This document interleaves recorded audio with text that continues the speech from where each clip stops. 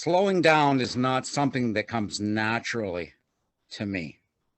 It is something that I really need a lot of help on. My mother loved to tell this story of the birth of her two sons. I have one brother, Larry. He's 2.5 years older than me. When he got married, he took 24 hours to come to this world. He wasn't ready to come to this world. Now, me, they were concerned when they were in my grandfather's car, whether or not I was going to be born in the car rather than in the delivery room. I just got to the delivery room, and it was all done in about 10 minutes. As my mother said, you swam out, Dale. You swam out. I think in a way, what she was saying was kind of a defining moment for me, in the sense that I always seem to be swimming. I never really rest. I'm always swimming. Being hyper, and I was hyper as a young boy, and I was described as that hyper young boy over there with the blonde hair, or that young boy over there with the ants in his pants, or that boy over there that never seems to be able to quit moving, or that person that can't seem to keep his mouth shut. He always has to talk. That's how people describe me. In a way, I think my parents were hoping that as I went to being a young adult to being an adult, that it would change. But being hyper stayed with me. Now, being hyper, both in school and in work, did give me certain advantages. I always seemed to have more energy than most people. It seemed like I could go forever and ever. It helped me sometimes to seem to get the job done a lot more quickly than other people and be noticed by bosses, by teachers, by principals, by scout leaders, because I could get things done quickly. And on a physical level, the hyperness gave me an ability to run. And I grew up in a small city in Lethbridge, Alberta, at the time about 45,000 people. And I was likely the best runner in my class, one of the best runners in my school, and likely in the top 5 of the runners in Lethbridge. In fact, in my early teenage years, I held a indoor record for the 400 meters. And I held it for one day. Someone broke it the next day, but I had it for one day. And I was really quite happy about the fact that I even had it for one day. But being hyper, being able where your body's going fast, where your mind's going fast, has a lot of disadvantages. As a child, unfortunately, I had a mother that worked as a school secretary where I went to elementary school. And unfortunately, I often was in the principal's office. And I had a variety of different kind of behaviors that I like, for example, pulling hair of girls and teasing them and not stopping. In the playground, I had a mouth that didn't stop. And often I ended up getting into a fight because I picked a fight. And the only time why I'm still here today is because my brother Larry used to come over and rescue me from these fights. But I got into all sorts of fights. Within the classroom, I was a class clown. Oh, how I can make everyone laugh. How I could tick off the teacher because I wasn't concentrating. But I can make people laugh. And some days they even had to laugh at me, the teacher. They didn't want to, but it was funny. But being hyper sometimes robs you of the ability of having boundaries. Sometimes I didn't know when to speak to people. I didn't know when to stop speaking to people. And sometimes people, because I talked a lot, thought that I was hogging the attention. And they said I was a showboater. And maybe in some ways that was true. So some of my students, some of my classmates, they didn't like me because they wanted some of the attention, and I often was taking the attention. So if I could get the attention in a good way, I did it. If that didn't work, well, then I found a bad way to get the attention.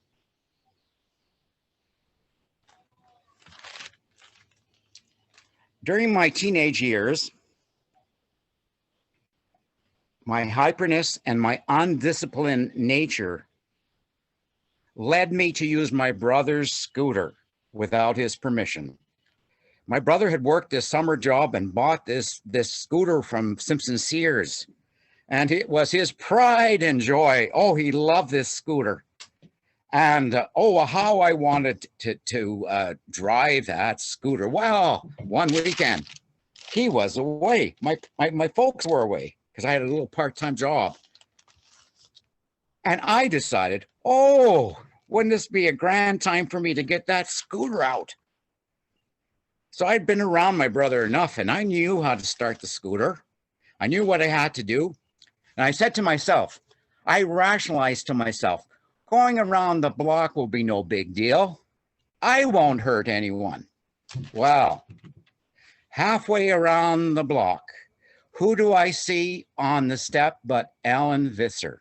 Alan Visser was just a goddess as far as I was concerned. And rather than keeping my eyes on the road, my eyes were on her. The result was that apparently if you don't keep your eyes on the road, you can hit a parked car. I hit a parked car.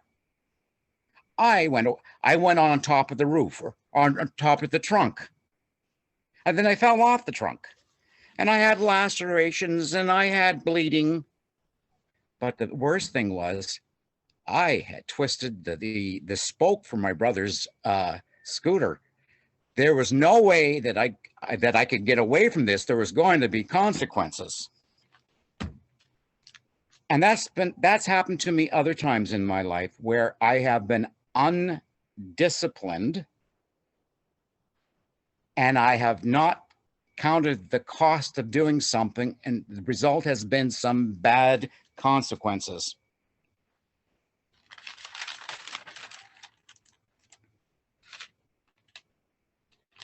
When I became an adult, my need to move things along fast, again, had some positive things. Sometimes because of my nature, sometimes I could qualify for teams, sports teams, because I would put a lot of effort into it and I'd be recognized by the coach, and I end up being on a volleyball team or a basketball team or a track team.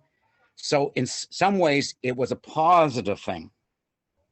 And sometimes if I was taking a course and it was something that I was interested in or I had some natural ability in, I could do it really quickly. I could finish it before I needed to have it finished. But where it got me into trouble was when it came to relationships with young ladies. Repeatedly, I opened up my heart too quickly. And I wanted to advance something that was started off very well, and I wanted it to go from a good friendship or an acquaintance to a serious relationship too quickly. The result was I got scared off because I thought, oh my goodness, I'm getting too close too quickly. And often the ladies had the same result. No way, Dale, you're moving way too fast for me. And I never allowed the relationship to develop.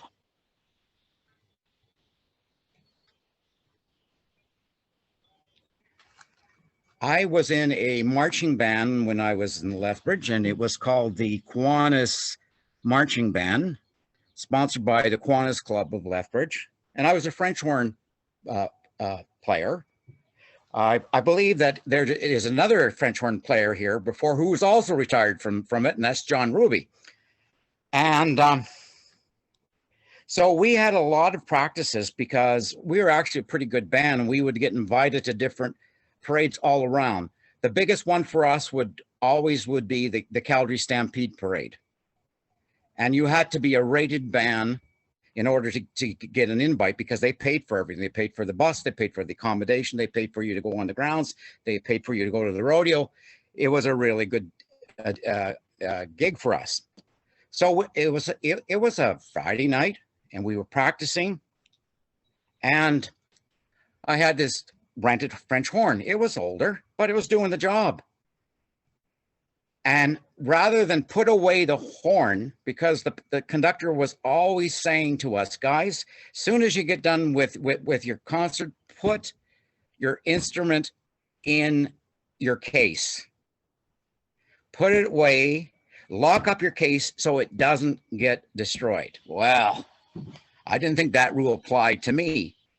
So I left it on the floor, and there was a young lady named Nora that I really wanted to talk to. She was just new, and I wanted just to say hi to her with the hopes of maybe she might be interested in me.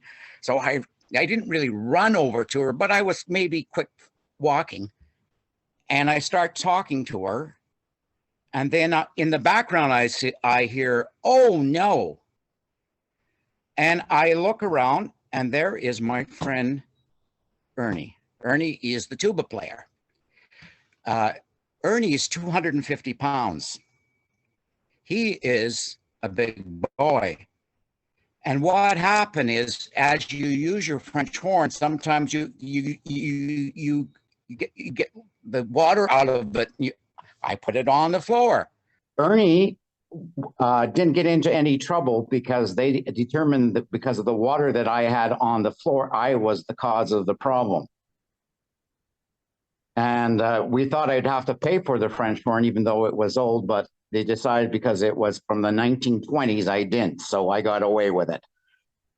So there we are. Okay. So let's see here. Okay, let's see. Yeah, so I was just talking again about work and about the fact that because of always trying to hurry up, it caused problems of where I made more mistakes than I should have. And even now, sometimes because I'm in a hurry, sometimes I can miss appointments or just mess things up because of my hurriedness. But the good news is I started LifeLab. That's the good news. And it's really helped me a lot. One thing I need to say before I go in everything else, it has helped me to be a better friend to myself. I am not so hard on myself. And it has also helped me to believe that I believe God gave me that statement. Slow down to hurry up. I believe that he gave that to me. I believe he whispered that into my ear. And I come to realize that quick fixes, regardless if the problem is big or if the problem is small, quick fixes really don't happen. Fixes, corrections in life happen over the long term. It's the day-to-day process. It's the discipline of being in the day-to-day that leads to recovery, that leads to solutions that work. I read in my recovery Bible a couple of weeks ago, it said, recovery is spelt P-A-T-I-E-N-C-E.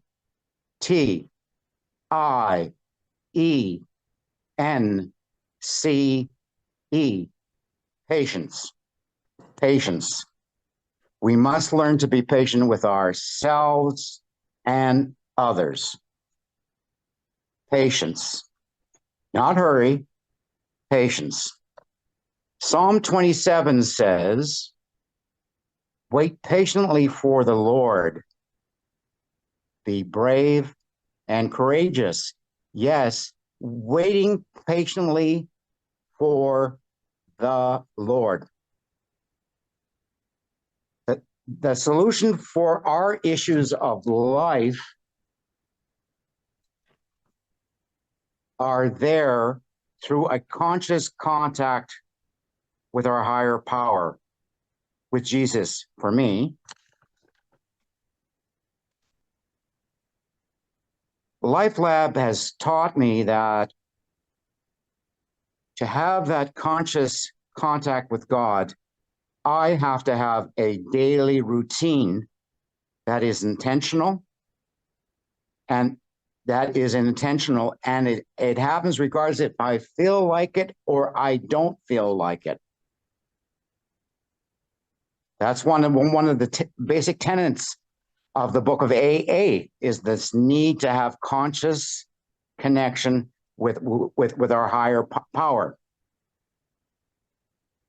This routine has been helping me, and as John said the other day, as we go along in recovery, we learn things, and then it allows us to refine the process that we're involved, because we realize certain things work and other things don't work. So for me, the key is that I have to start off with praise. Very first thing, I have to start off with praise to ready myself to be able to hear what God says through the Proverbs, what he says through the Psalms, what he says through whatever free reading I am doing. And it also requires me to get my focus, rather than going like before. I used to go and say, Lord, will you help me with this? Oh, Lord, will you help me with that? Now I go to the Lord and I say, what do you want me to do this day? Interesting thing, when I ask him what he wants me to do, my agenda is a lot shorter than when I do it, because he points me to the priorities that I need to get better. At noon and another time during the day, I do a pause with God. Vicky's talked about this before. Other people have talked about this pause with God. I like the your version app. It has something there, and it starts off with scripture, then a pastor speaks, and then they have a reflective time. And I find that is really helpful for me. It really, really helps me to zone in on things. Some days I struggle with putting down some words, and other days the words come out easily. But I know even in those days when I can't put down some words, I know that God is working in the background to help me understand what's troubling me. He's still at work, even though the answer isn't there quite yet. He, in the background, he is there. He is there. And then at the end of today, if you have your LifeLab books with you, I have an old book, so it's on pages 97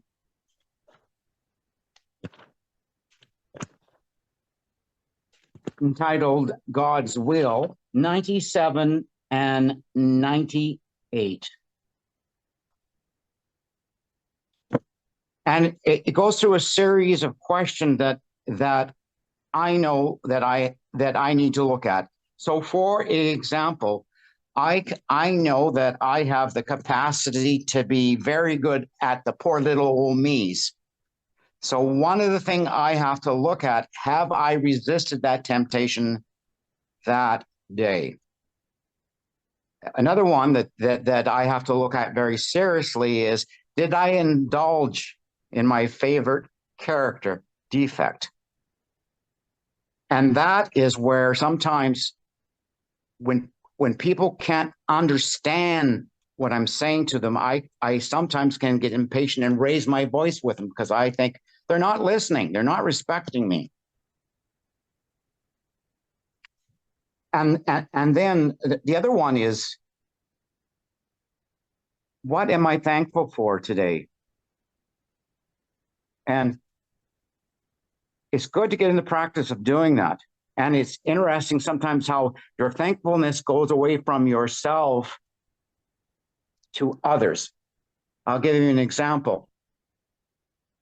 When I have the privilege of working with a payee, and we work together under the power of the Holy Spirit,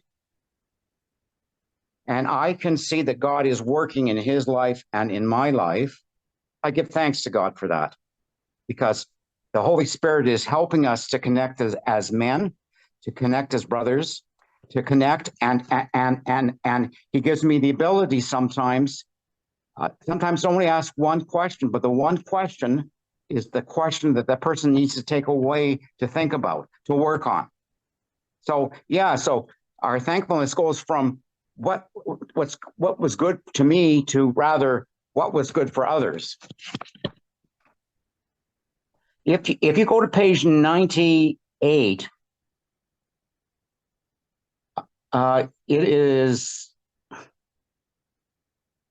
it's quite incredible. I'm just going to hone in on two of them. It's called, under the section, it's called Evening Prayer and Meditation. And I'm going to do the top three because I feel that they really pertain to me. Was I resentful? When? Of whom? What part of myself was affected? What are my wrongs? So the other day I called about my membership, my Geek Squad membership, and I wanted to cancel it because I had taken it when I bought a pair of Samson earplugs, and I wanted to stop my membership. And they said, well, I couldn't do that because basically the contract says if you do it, you're in for 12 months, and that they offer other things besides just in relation to the item, the device that you have on the plan. I was resentful. I took it out on the person on the other side of the phone. I was miserable because I didn't get my way. I wanted my way. I wanted the solution that I had in mind. And I wronged her. I harmed her because I didn't respect that she had a job to do, and I didn't respect her. Was I selfish? Sometimes I find that I can be selfish because when you live on your own, you are kind of used to having your own way. So sometimes when you get in a circle of friends, sometimes maybe you want your way a little bit more than you should. For example, I have a small group at my home. My preference is that we have it at my home every second Thursday. But many of the people who go to that group don't have cars. Some of them live in Orleans. I live in Nepean. So it's difficult for them to get. So they say, we don't mind, once a month coming to your place, but we don't want to do it every 2 weeks because it's really difficult for me to get to your place. So my selfish side wants them at my place all the time because I love having people in my home. But I realized I was being selfish and that what they were asking for was okay. There was nothing wrong with what they were asking for. Next question, was I dishonest? Where? To whom? Why? Sometimes I'm dishonest with myself because I want to believe that a problem doesn't exist. So what I do is I try to avoid that problem at all costs. And I get myself involved in this and that means nothing in order to get away to get away from it. But the bad thing is I can't even be honest with myself that I've done it. Sometimes the only time I'm able to do it is when someone points it out to me. And in summary, because I've talked quite a long time, I'm not going to go in very much detail, but what I'm going to say, it says here, watch for resentments, fear, selfishness, go to God and confess, tell, discuss it with a pace setter, your pace setter, make your wrongs right, turn back to being the child and the employee rather than the director.